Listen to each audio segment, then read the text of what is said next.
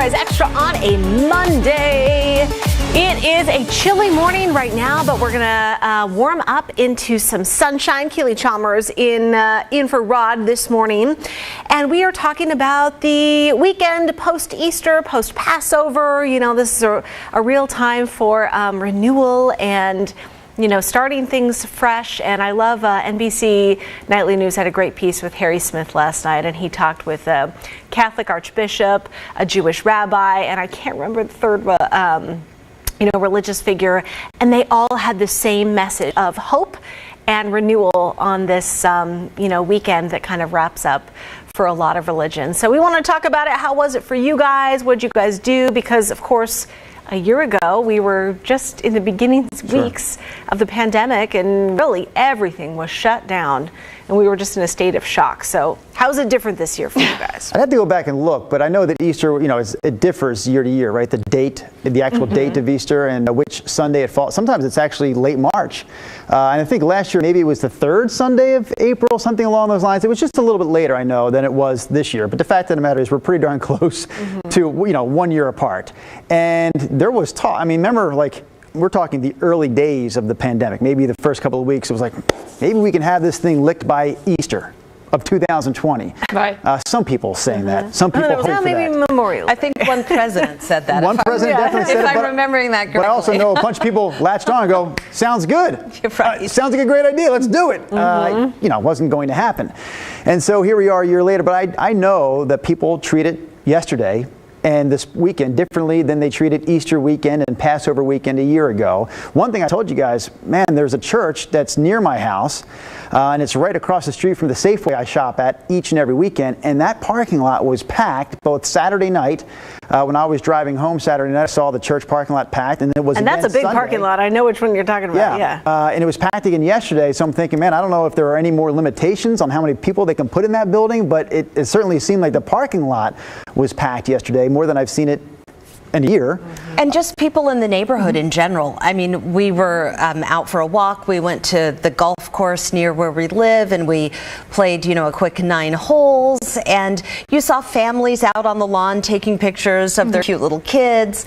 We drove by one church as well. I'm the heathen who didn't go in, but we did drive by.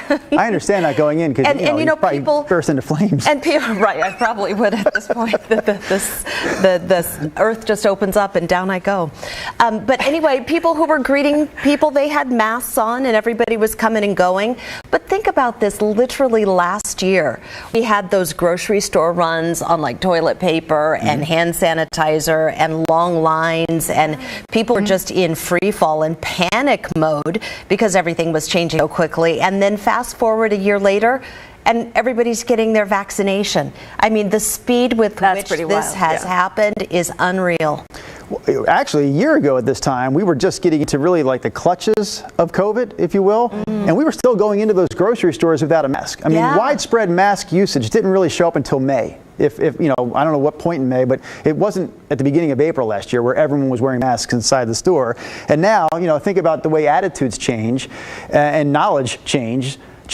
Now that we're getting, people vaccinated, we're still, seeing everyone wearing the mask. So we're getting on the other end now, thankfully, and hopefully it remains that way where we're going down that positive path. But even still, we know the better now, and everyone's still wearing masks as opposed to a year ago at this time. Keely, you have little ones. How old are your kids now, and what did you guys do? 7 and 9. We did the regular. We had the candy Easter egg hunt. I felt like it was funny. We were talking about this earlier. I have a hard time remembering last year. I do recall the kids in the living room and taking pictures of them after the Easter egg hunt, and it was kind of pretty much the same. I felt like you were talking about, Drew, the run on, the supplies like the toilet paper and this hand sanitizer. Last year, I remember there was a run on Easter candy and Easter goods, and I felt like this year there was a little bit low as well. It could be the fact that I did some of that stuff a little bit later, but it wasn't that much different to us. But I thought you made an interesting point about the masks. And how we're just used to wearing the mask now, even after the vaccinations and everything seems to go back to normal, or as normal as it can get. I'm still going to carry my mask in my purse all the time. I feel like it's just kind of a comfort now. Well, that'll be one of the questions, or one of the topics that we'll be covering is, where do masks go, and how does mask wearing change when we potentially reach herd immunity? Hopefully that comes in the next few months. But we've been talking about that for months now, right? Will masks be a permanent part of the equation even after so many people are fully vaccinated? I'll tell you what I did yesterday that I noticed when I mentioned this out loud in the studio. Now, Keely, you're broadcasting from home this morning, obviously. But when I mentioned this out loud in the studio, I got one of those Brenda Braxton famous eyebrow raises. Uh-oh. Because she said, how did you spend Easter yesterday? And I told her I spent Easter, my family and I, my wife, my 2 kids, me, we spent it with my fully vaccinated in-laws, mother and father, and also my fully vaccinated brother and sister-in-law. She's immunocompromised, my sister-in-law is. But anyways, we spent it with the 4 of them, and Brenda gave me one of those eyebrow raises and said, were you able to do that safely? And I said, yes. And she goes, well, you're not fully vaccinated. When I haven't gotten my shot yet, I get it later this week. So does my wife. I said, yes, but we were following CDC guidelines. And Brenda says, which one are you talking about? So I had to go and read them. So I'm just going to reiterate again how I know we did this safely yesterday. This is good. The first thing the CDC says, after you're fully vaccinated, you can gather indoors with other fully vaccinated people without wearing a mask or staying 6 feet apart. Okay, I think we all knew that. But then, this is the one I was checking out yesterday before I went to my in-laws. You can gather indoors with unvaccinated people of any age from one other household. For example, visiting with relatives who all live together without masks or without staying 6 feet apart unless any of those people or anyone they live with has an increased risk for severe illness. So you've got my fully vaccinated mother and father-in-law, both near or over 70. And you've got my fully vaccinated sister-in-law and her husband. Now, she is, like I mentioned, she's in a wheelchair. She's immunocompromised. So it was very important for her to get that vaccination to feel comfortable around other people. But they're fully vaccinated, and we are that one other household, that one other family that they interacted with. And yes, we're not, but I feel pretty confident that none of us 4, me, my wife, my 2 kids, that we are at great risk of getting severely ill from COVID. So that's why I feel it was safe, Brenda Braxton. Do you understand? I do understand. I think that's amazing. I cannot wait until, that is the case. I mean, that's the goal. We're getting closer. I love people are weighing in on this. Shireen Simmons says, we stayed home with just our immediate family, had my son home from his fire academy. He hasn't been home many times over the past year, so thankfully vaccinated, and most of us are too. Howard Wright says, I spent mine home alone with a ham dinner. Told you, hams and lambs ready. On Friday. Clarity Sanderson says, I got my vaccination yesterday. Rohan Matthews says, it didn't really change much compared to last year. Just me, my best friend, and my sister's family. Let's see. Sheila says hers felt same as last year, just her husband and I. Sons and wives finally all vaccinated, so soon we will be able to get together. No in-church service yet, so we did virtual Zoom. Kate Heisman says, well, the kids got their gifts in their Easter baskets. I made food. There was a hunt. I went to church, period. That would be the big difference. I feel like last Easter, there were no, maybe I shouldn't say that. I don't recall there being large indoor church gatherings last April. Maybe those hadn't stopped I don't think so, yeah. by then. Maybe they were still happening. Yeah. But I know that those gatherings definitely went away for a large stretch of last year into this year. And like I said, in my own neighborhood, I saw the church that a lot of people in our neighborhood go to. It was absolutely packed with cars in the parking lot this weekend. Did you see Mindy's? Did you guys already read this one? For the first time in my 66 years, didn't make an Easter dinner. Hopefully next year you'll be back at it. And Linda said had lobster instead of ham. I like it. Let's make that a tradition. And then we have Nikki there still following all the COVID rules. Second shot this Saturday. Yay! Hopefully by May 1st, can see and enjoy family and friends. Variants and people's behaviors will determine the outcome. Need more time with people. Dogs are tired of me. The dogs are loving this right now. Yeah, my mom came over. Yeah, they are.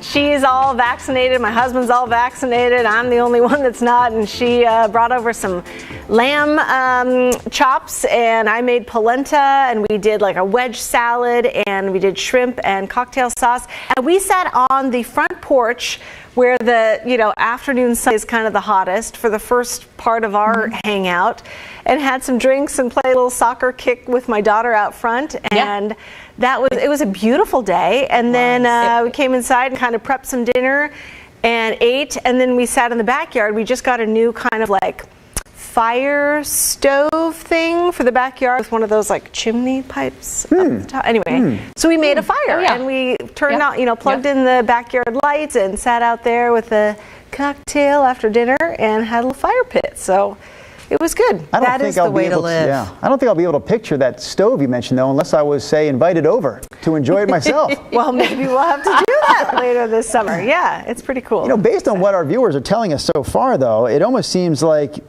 people held back more this year than they did even last year. Maybe last year at Easter time we were so close, early on. A lot of people are getting their shots really soon, and it's like, don't mess it up right before. That is don't exactly feel what like I said. Sore throat, or you've made it this far. I get my shot today, you guys. Oh, wow. That's so exciting. At 1:15, so I'm pretty excited. So are you like taking the day off tomorrow, or are you just going to play it by ear? Unless I feel real gross. Because I've heard both. Some people no problem whatsoever. Sometimes they've only felt a little fatigued after the second shot.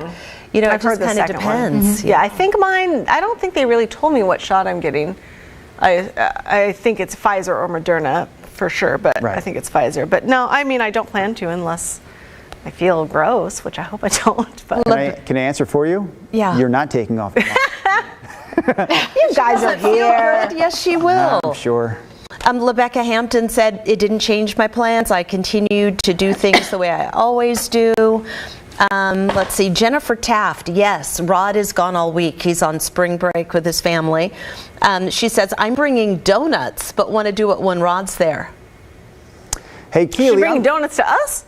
I don't know. Well, I can't. It doesn't matter. I wouldn't. Yeah, Keely likes donuts too. She's not here. But. I'm curious. Yeah, Keely. but I'm at home, so it doesn't. Yeah, I get her point because she would. I can't have them at home. We've got someone on the panel today though, that's been working from home for a full year now, a full year plus in Keely, right? Keely's been doing all of her reporting and her weather duties from the house there. And you don't have to answer this in any way that you think might, impact your relationship with the boss. But I am curious. How do you feel about the return to work? Like, having done this for a year now, do you like the idea of maybe just doing it this way forever and ever and ever? Or are you really chomping at the bit to get back into the newsroom? I just want to get a little bit from Keely good question. this morning. I'm curious too. Well, it's interesting, and I think in my situation, as I have two little kids who are 7 and 9, and so their situation is so in flux right now. So it is certainly, as a parent, it is certainly has benefits to working from home, remote working. Sure.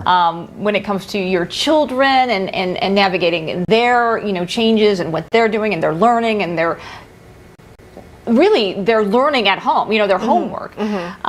So that's a huge benefit to it. You would ask me, ask me like a month.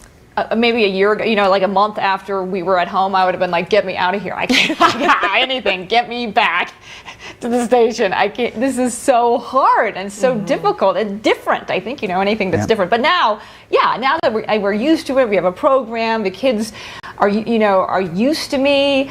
It's working out nicely. Are they going back to school for a little bit? We have a really good situation. Each week? Yeah.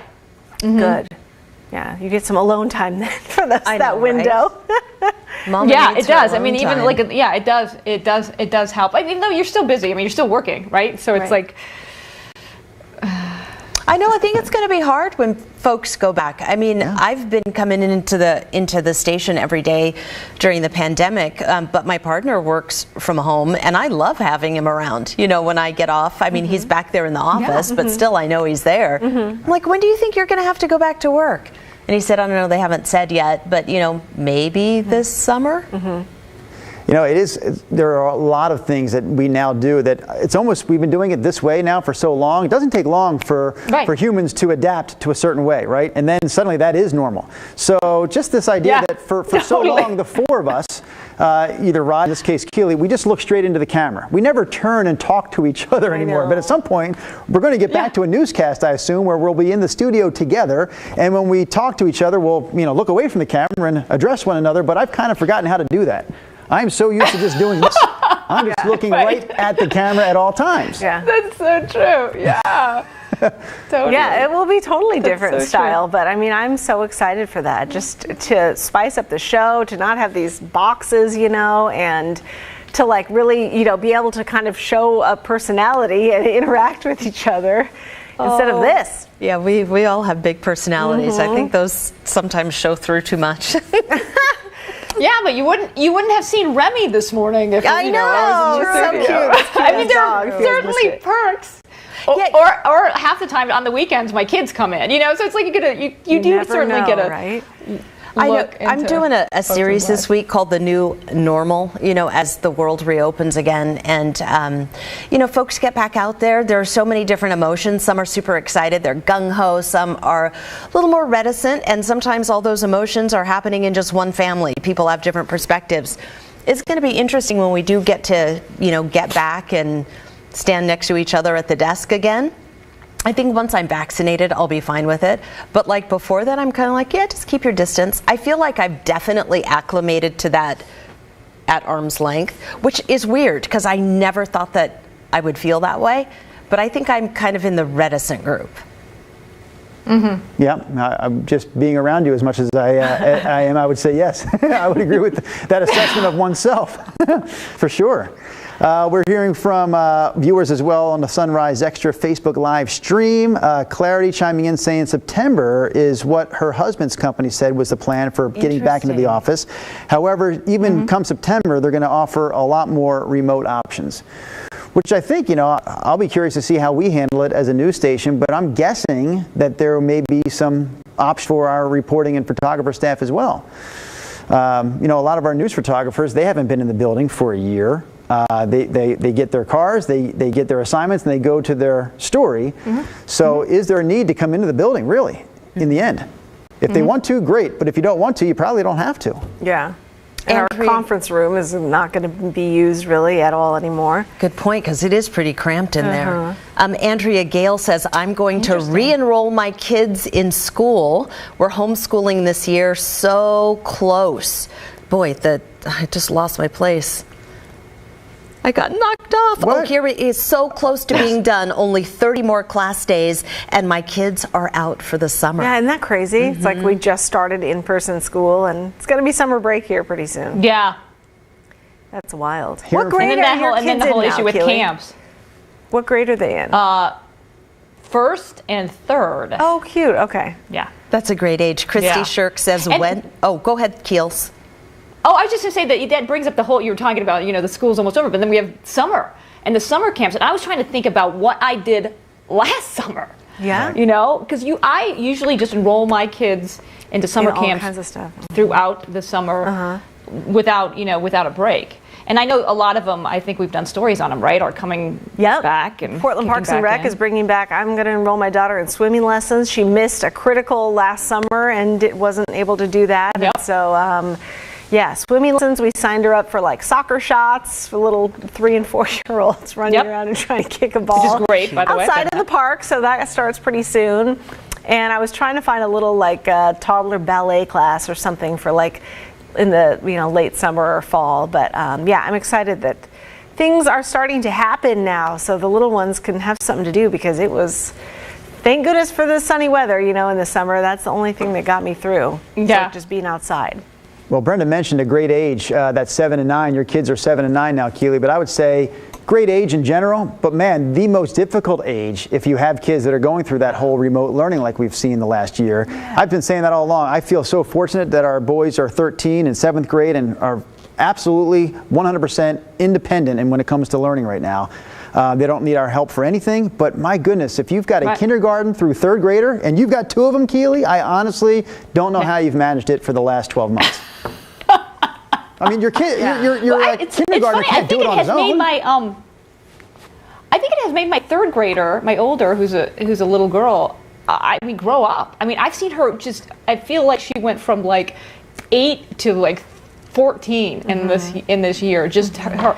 Now the 7-year-old little boy who's in 1st grade, he went from kindergarten to 1st grade. I mean, it's been an unbelievable struggle for him. So I bet. Just different. You think she's grown up so quick because she sees man, mom's got her hands full with my brother. I better get to learning how to do this on my own. She's become like a little mom to him. It is so sweet. It's actually, I mean, I think we'll all look back and say there's so many wonderful things that came out of this pandemic, and one of the things is just the relationships you forge when you have to because you're so close to each other. But seeing my daughter then become like a little mini mom, she's 9, to my son, it's just adorable. And I'm like, this is something that would not have happened. This little bond that they have, this little trust that wouldn't have happened without this. So our boys have been rivals really for 13 years, but honestly, like you said, Keely, over the last 12 months, I've never seen so many like sweet, tender, sort of brotherly love moments from those two as I've seen them in the last 12 months. It's been cool. Yeah. Tiffany is on our stream too. She says, I'm concerned as a teacher about the educational and social deficits that students faced and will continue to see these effects for years to come. And people are weighing in worried about that because, yeah, they have lost a lot. Hopefully they're resilient little beings, though, and those teachers are pretty amazing. You know, hats off to you, all the folks out there slogging away. I think all the parents really did, you know, during the last year understand how hard it is to teach kids, and what a gift for the people who do it well. Yeah. Yeah, no kidding. It'll be The interesting. teachers have been amazing. I mean, this is a topic obviously we could go on for quite a while, but I'm looking at the clock, gang, and I'm realizing that we got to run on this Monday. So Keely, thanks for hanging in with us on Sunrise Extra today. Keely's back in for Rod again tomorrow. Always a pleasure. Tuesday edition of Sunrise Extra in 24 hours. We hope to see you then. Bye, guys.